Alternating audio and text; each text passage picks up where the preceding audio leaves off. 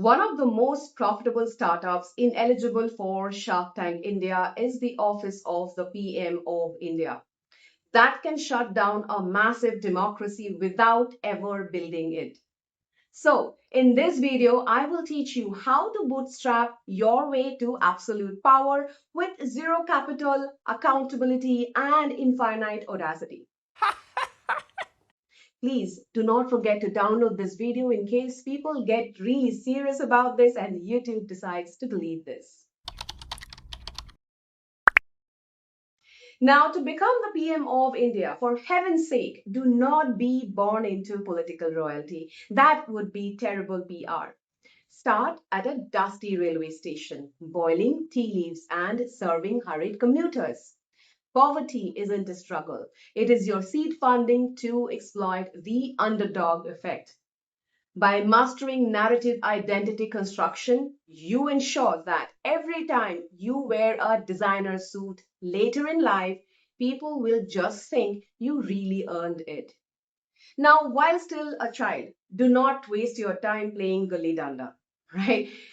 You should rather join a strict, uniformed grassroots organization. Learn to march in perfect synchronization. What you are actually doing is weaponizing the individuation. By stripping away independent thought, you absorb a hive mind identity and lock in a psychological mechanism of absolute in group favoritism. Now, as you reach youth, ghost everyone. Leave your family behind and wander the mountains for 2 consecutive years. You will call it spiritual detachment. But in reality, you are hacking the halo effect.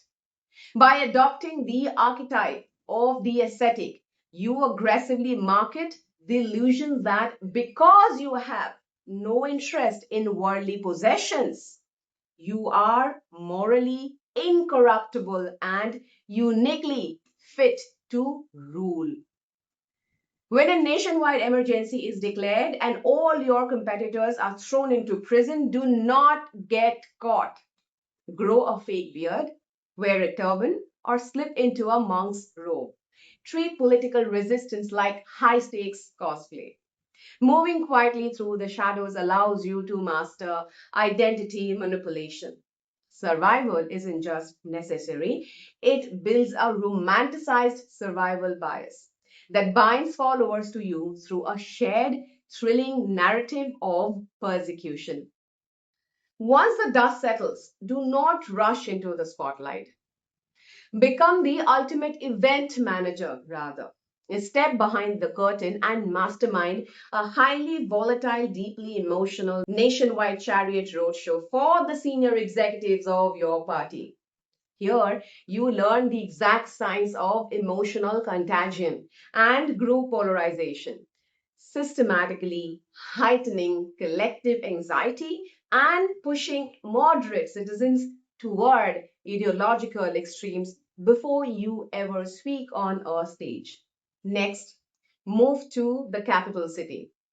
Work out of a quiet back room as an anonymous national secretary, managing local franchises across distant states. This is where you develop complete Machiavellian detachment and engage in cognitive mapping, learning exactly where all the levels of power are while viewing people merely as chess pieces on a board. Now, your big promotion requires a crisis. When a catastrophic earthquake rattles a major province, gracefully accept an airdrop directly into the chief executive's chair. Who needs the hassle of winning a local legislative election when an act of God shatters the public's locus of control? You simply step in to satisfy their terrified demand for a savior complex. Within months of taking the office, a massive, violent communal riot will break out under your pristine new administration. Whatever you do, do not apologize, and under no circumstances should you resign. Pivot to hyperpolarization. Force the voters to choose a side by convincing the majority population that they are under existential threat. You lock them into a siege mentality and position yourself in their uncompromising ultimate shield. Now, wash away the blood and the controversy with the expensive cologne of global business. Use cognitive restructuring to force the public to evaluate you on a completely new metric: economic growth. Launch a grand international investor summit. Roll out the red carpet for the world's top billionaires and blind the media using the glamour effect, convincing everyone that human rights are completely secondary to a shiny new highway. Control the media by completely ignoring their right to ask questions.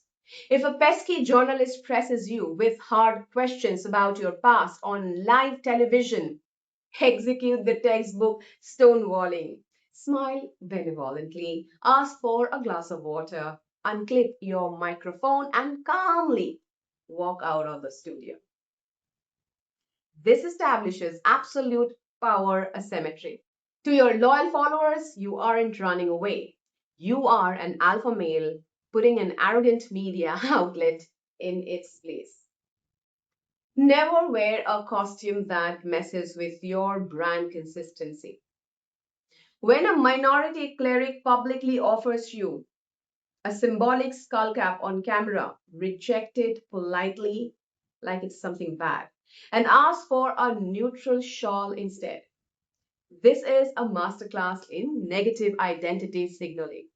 It's a brilliant silent dog whistle to your core base, offering them immediate psychological validation that you will not compromise your shared identity.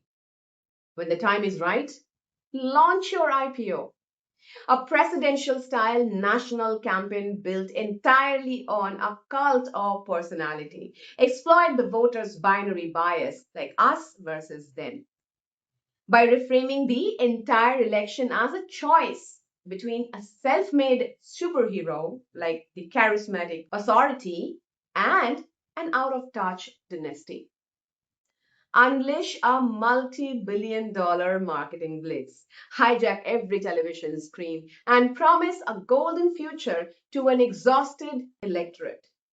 Sweep into the capital city and claim the top job with a historic single party majority. Now check your watch. Is it already 2014? If it is so, and you have successfully rigged the ballot and suppressed all oppositions, then you are already elected. Congratulations!